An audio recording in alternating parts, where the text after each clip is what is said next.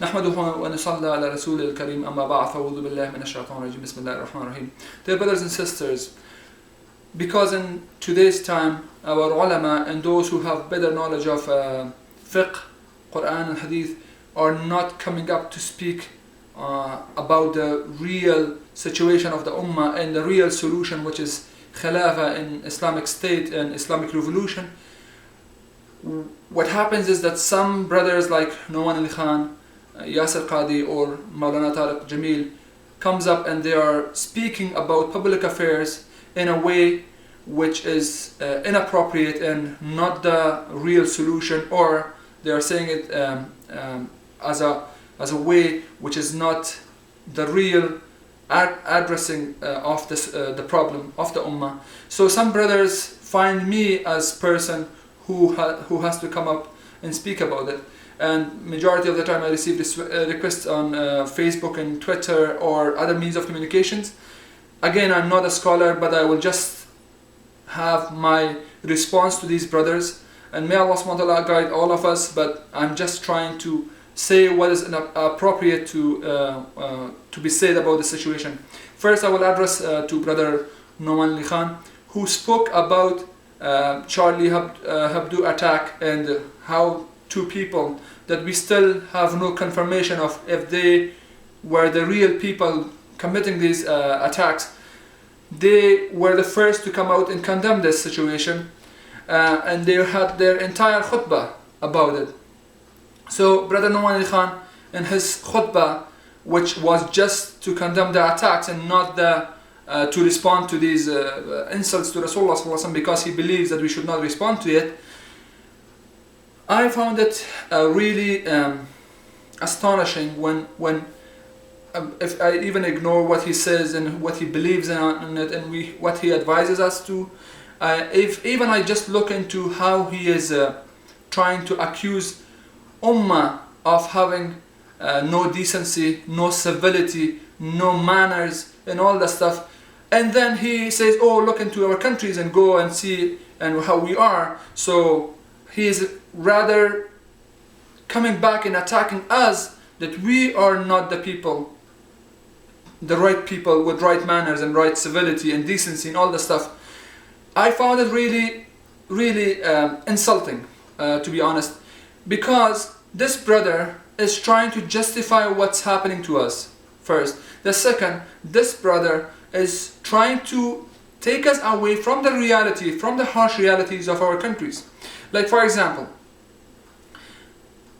when this indecency and uncivility and all the stuff happened in our countries and it came to our countries, yes, there was a decline in the Ummah, but when it happened really, it happened after colonization of our countries, our lands and our cities and all our Muslim lands. And after secularism was brought in to our system, all these things are happening because of that. Just the example of Afghanistan. Afghanistan up to 2001 is practicing Islam, and we do not have any information of rape and other stuff. There would be some, but not as a major issue.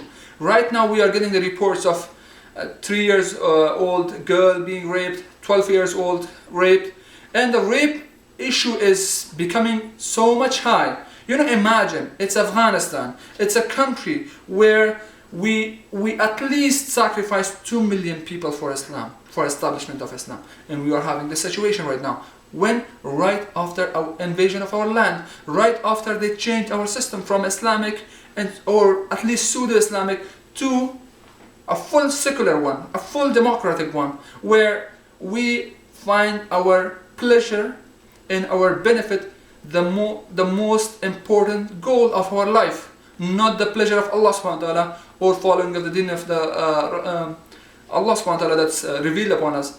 Now this is one example. Look into Iraq, look into other countries, and everything happens right after the invasion or right after selling our land by our rulers to their masters, Western masters, and these things are happening. This uncivility and indecency that you are accusing us of because you saw someone not doing an appropriate parking in your masjid's parking lot, you're accusing the whole ummah, and you tell us whatever happens in the West under the guise of freedom of speech, you say that we have to accept it.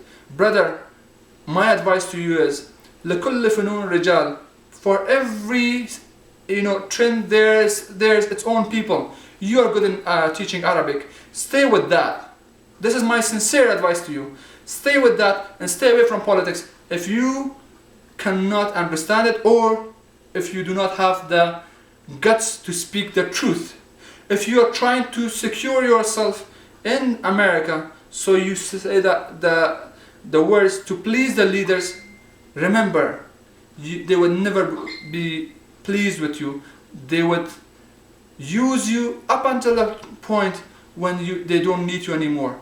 And when the right time comes, they will deal with you the same that they are dealing with others right now. But the only difference is they are giving you some time. But if you are trying to please them other than pleasing Allah subhanahu wa ta'ala, fear Allah. Ittaqullah, because on the day of Qiyamah, that will be the real king and the real Lord who will decide upon you, not these guys. And I suggest to you, stay with your Arabic classes and stay with those tafsir classes that you are making. Stay with that. You are at least better than this over there. And do not speak about social and political affairs of the Ummah, because instead of helping the Ummah, you are putting them into more misguidance. Because every meeting I go and people say, oh, see, look at Noman Ali Khan, what he said. And I tell myself, subhanallah, this guy is misguiding us. He is pushing us towards the cliff. And then we are, these brothers are so happy for it. Let's not be the cause of misguidance of the Ummah. And at the end, I will tell you one thing.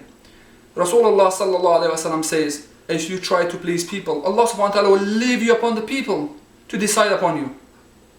But if you stay on Allah subhanahu wa ta'ala and with Allah subhanahu wa ta'ala, Allah subhanahu wa ta'ala will stand with you no matter how much people hate you. If you really believe in this hadith, stop these things. Either say haqq or don't say anything. At least it's better for you and all of us. Jazakallah khair. Assalamu alaikum wa rahmatullahi wa barakatuh.